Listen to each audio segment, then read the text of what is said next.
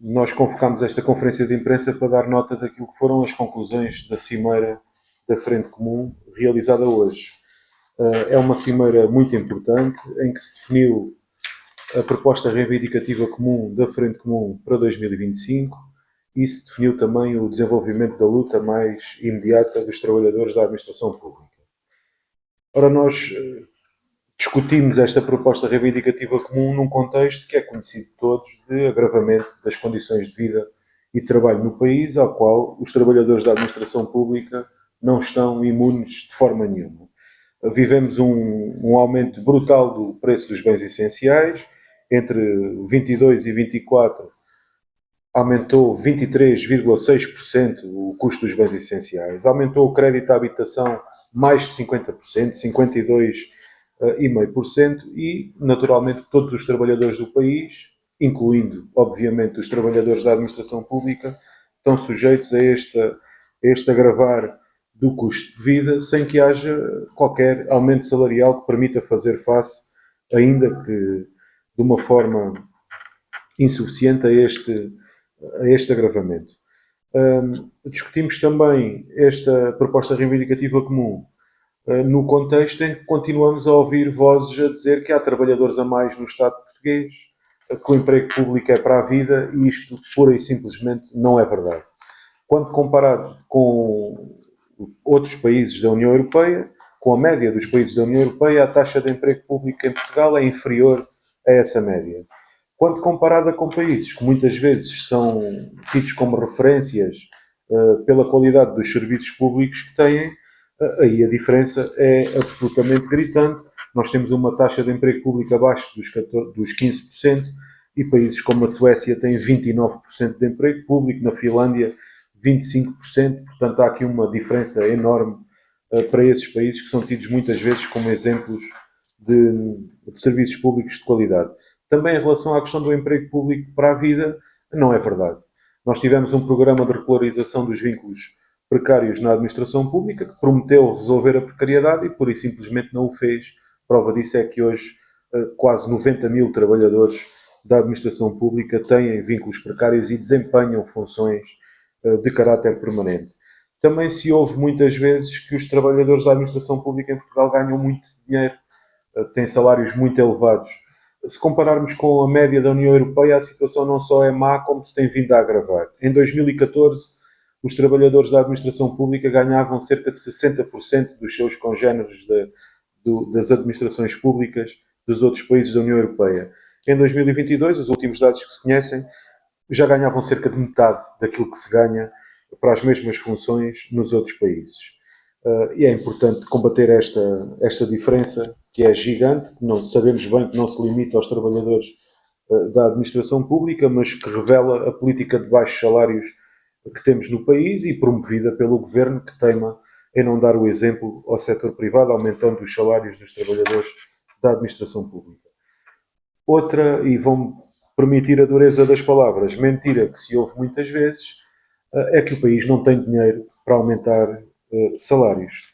Ora, isto rebate-se com factos e com números e não vale a pena fazê-lo de outra forma.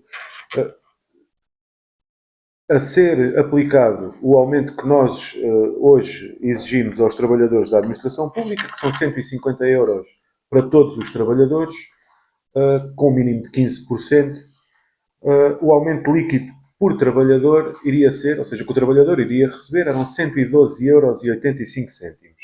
Isto resultaria numa receita enorme para o Estado e representa, nas contas públicas, tendo em conta o orçamento que está agora em vigor, de 2024, o custo disto para o Estado era 4,3% da rúbrica aquisição de serviços.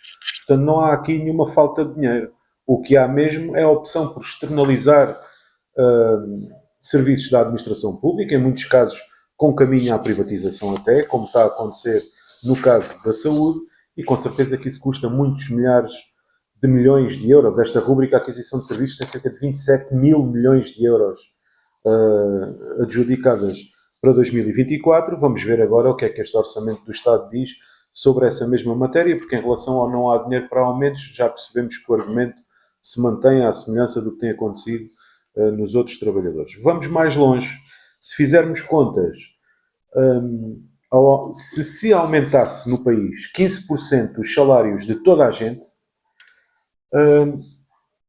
o valor da receita fiscal direta, em IRS e parte dela indireta com IVA, estima-se que fosse muito superior ao investimento que o Estado teria que fazer nessa atualização salarial. E aqui já não estamos a falar nos 150 euros, porque, sendo percentual, haverá trabalhadores que, com certeza, teriam um aumento maior do que esses 150 euros. Portanto, não há aqui qualquer tipo de problema de tesouraria do Estado. O que há mesmo são opções políticas que teimam em manter os salários baixos na administração pública. Bem, a proposta reivindicativa comum, hoje aprovada, não fala apenas, e permitam-me lá este apenas entre aspas, de salários.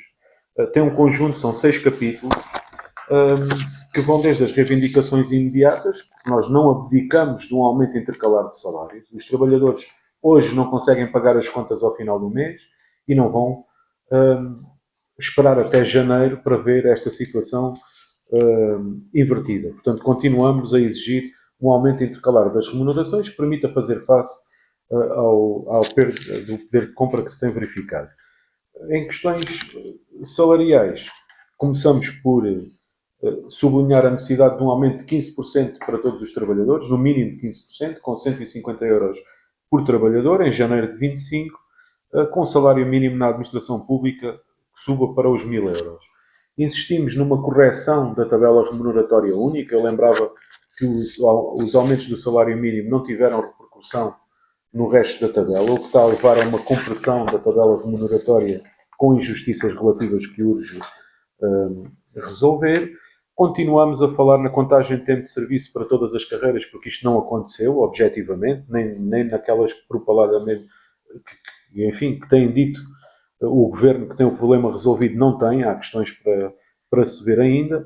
Na reposição das carreiras, que o 12A, com o governo do Partido Socialista, levou para a frente e que destruiu mais de 1.400 carreiras na administração pública. A prática destes anos, de 2008 até hoje, só provam que foi uma medida péssima para a organização da administração pública e no sentido de desvalorização dos trabalhadores da administração pública.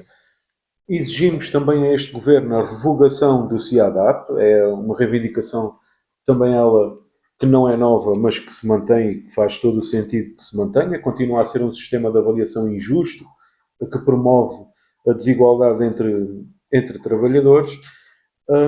E vamos um bocado mais longe, que é até à sua revogação.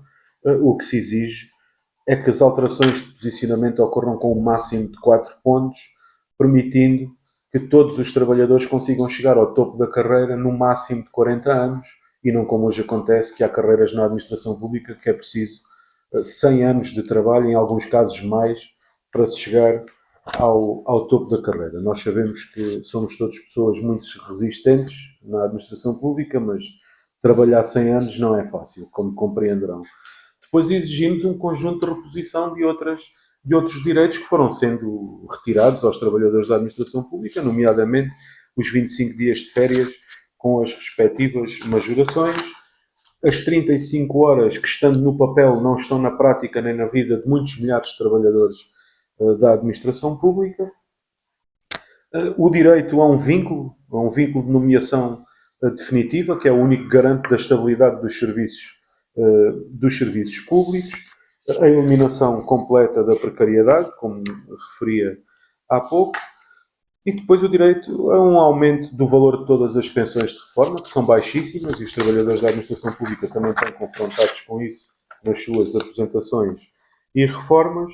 No 5º capítulo falamos sobre direitos sociais e laborais, entre eles e à cabeça o direito à negociação coletiva, que é isto que vai começar hoje. A Frente Comum faz o seu papel, que é aprovar uma proposta reivindicativa, entrega ao Governo em tempo útil, que é o tempo definido na lei, e os sucessivos governos têm dito que negociam, e depois o que é certo é que sentamos-nos às mesas negociais e afinal aquilo não é negociação nenhuma. Portanto, esperamos que este Executivo, vai ser a primeira vez que temos uma negociação geral anual com este Executivo, que corrija esta péssima prática dos governos anteriores e que se sente objetivamente a negociar e que o faça em tempo útil, ou seja, antes da apresentação do Orçamento do Estado.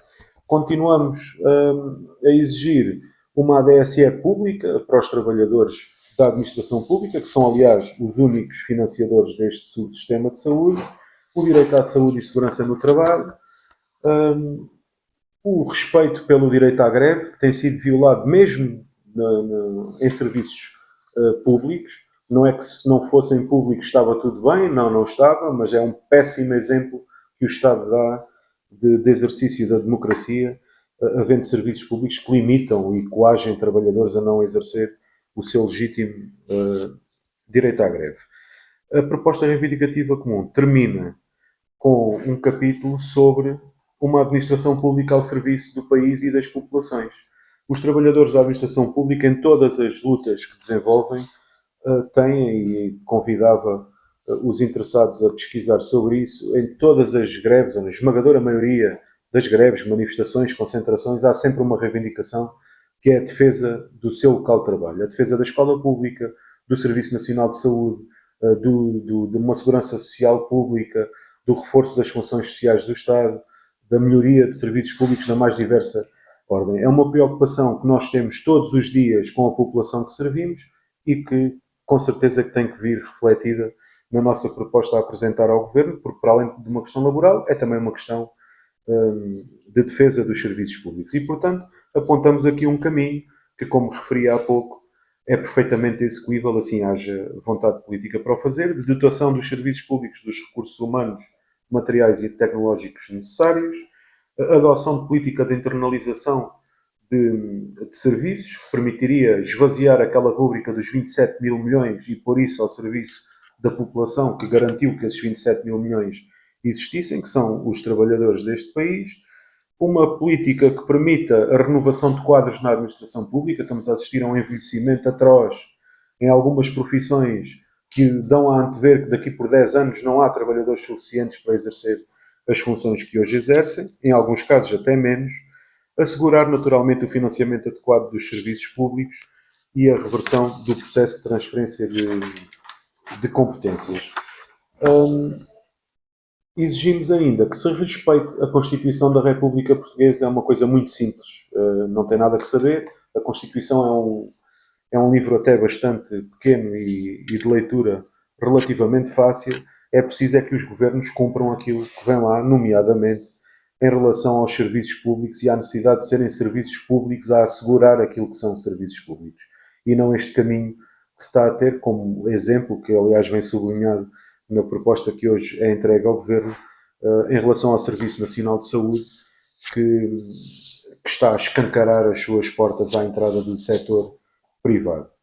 Bem, a Frente Comum, estando disposta, como esteve sempre, a negociar esta PRC, é para isso que ela serve, é uma proposta reivindicativa de todos os sindicatos, subscrita por todos os sindicatos da Frente Comum, não vai abdicar de desenvolver processos de luta que a defendam, que permitam uma inversão destas políticas de empobrecimento e de destruição da administração pública. Nesse sentido, caso o Governo não responda positivamente a estas reivindicações centrais, continue no caminho de insistirem que não há dinheiro, que os serviços públicos não têm que ser públicos, podem ser privados, o caminho é empurrar os trabalhadores da administração pública para a luta, e foi por isso mesmo que na cimeira desta manhã, a Frente Comum decidiu agendar para o dia 28 de outubro, em Lisboa, 25 de outubro, dia 25 de outubro,